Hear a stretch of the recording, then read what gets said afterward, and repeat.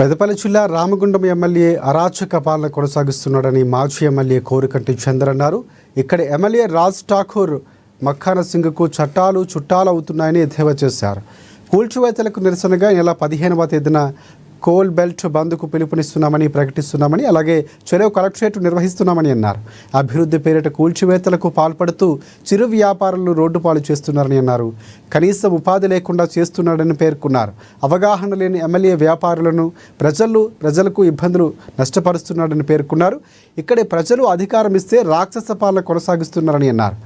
ఎలాంటి ముందస్తు సమాచారం ప్రణాళికలు లేకుండానే కూల్చివేతలకు పాల్పడుతున్నారని విమర్శించారు. ప్రజాస్వామ్యం లేదు. ప్రశ్నిస్తే కేసులు, అడుగుతే కూల్చివేతలు. ఇలా ఏ వాడకు పోయినా, ఎక్కే గల్లీకి పోయినా కూడా అందరూ కూడా పైసా కూడబెట్టుకొని కట్టినటువంటి కట్టడాలన్నీ కూడా ఇలా కూల్చేస్తున్నారు. అక్కడ రేవంత్ రెడ్డి, ఇక్కడ మక్కన్ సింగ్ ఒకే ఆలోచనతోని నడుస్తుంది.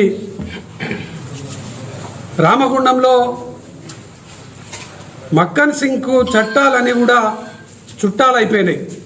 ఆ మార్కెట్ కాడికి పోయి గోడ కూలినట్టు కూరగొట్టే పని పెట్టిండు. వాళ్ళు కేసు పెట్టిరు ఏటీపీసీలు.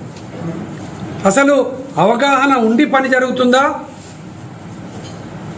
కక్ష సాధింపుతో పని జరుగుతుందా అర్థం కాని పరిస్థితి అలా రామగుండంలో పాలన నడుస్తూ ఉన్నది. మేము ఆ చిరు వ్యాపారస్తులకు నీడ చూపెట్టండి.